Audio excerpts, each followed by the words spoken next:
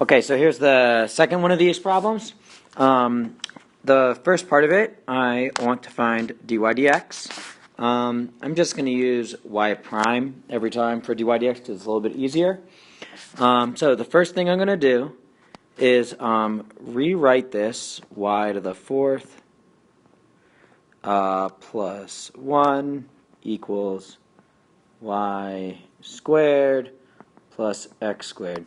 The reason I do that is so that I can see that y is interior to to the fourth equation, and this one is interior to the second equation.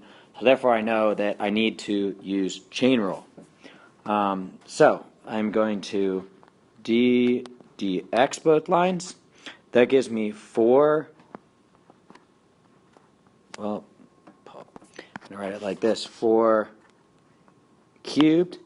So notice I have to take this piece and slide it in here because that's part of chain rule. So I get my y there. And then I need to do the derivative of this piece multiplied out front or on the end right here. So what's the derivative of this with respect to x? Well, it would be dy dx. And remember, I'm using a y prime notation. So I'm going to write times y prime. The 1 derives away. And then I get a equals. And this piece is going to give me 2 to the first power times a y prime, where this slides in and gives me a y. I didn't write first power up here because that would look a lot like a derivative. So I just left it like that. And then the next part is plus 2x.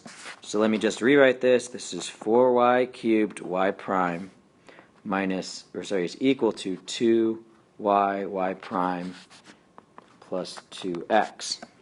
One thing I notice here is that, everything's divisible by 2. So let me take care of that.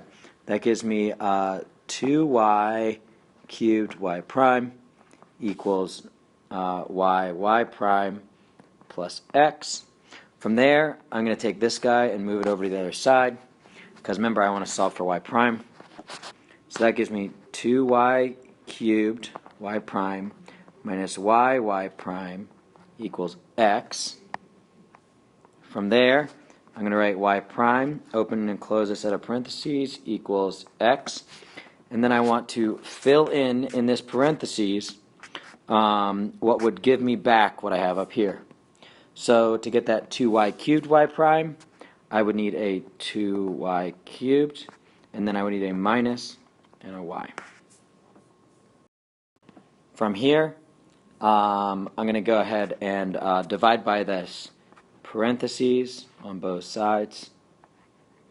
It's going to cancel there, and then it's going to be in the bottom on the right-hand side. So I'm going to get y prime equals x over 2y cubed minus y. And I'll just say that is a little bit different form from what I had on the study guide, the paper version of this, but they are equivalent, so it's good to go. Okay, so the next part of this question asks us to, I adjusted it a little bit. Instead of finding all 6 points, it's just find the y coordinates for which the tangent line to the curve is vertical. So I need to figure out what y's make that true. So in order to have a vertical tangent line, I will quickly review this. This would be change in y, change in x. So slope would be the ratio of change in y to change in x, or change in y over change in x. Notice a vertical has a delta x equal to 0. Well, if I think of y prime as dy over dx, then to make my delta x equal to 0, I make the bottom equal to 0. So I need to set the bottom of this fraction right here equal to 0. And I'll do that anytime it says make a vertical tangent line. So I'm going to write that out. 0 equals 2y cubed minus y. And I got to factor it. So that gives me y times 2y squared minus 1. You may be like, wait, what did you do there to get that? Well, one thing you can always do is write the y. You see that there's at least one y in there and at least one y in there. Write the y and then open up the parentheses and then work your way backwards. What would I need here to match up there? Just like what I did when I factored in part A. So from here, I have that equal to 0. I have three values for which this is, three values of y for which this is going to be true. So the first one is what makes that 0, and that would be y equal to 0. Now I have to make this equal to 0. There's a couple different ways you can do it. You could do it by factoring, but I think in this case it's easier to just write an equation out. So I'm going to write 2y squared minus 1 equals 0. Move the 1 over. 2y squared equals 1. Divide by 2. Y squared equals 1/2. And then square root both sides. That gives me y equals, don't forget your plus or minus. It's root 1, or sorry, it's 1 over root 2, which has lots of forms. You could write it as root 1/2. This actually also simplifies to root 2 over 2. But as long as you have plus or minus root 2 or 1 over root 2 and 0, those are your answers. Okay, now for part C. Part C asks me to write an equation for the tangent line to the curve at -1, 1. So what I'm going to do is I always go point slope whenever I see tangent line. So I'm going to write my point slope form. I'm going to figure out what I know, and I'm going to figure out what I need, and then write the whole equation out. So if I see a tangent line, I always go point slope. Y minus y1 equals m times x minus x1. From there, I look at that.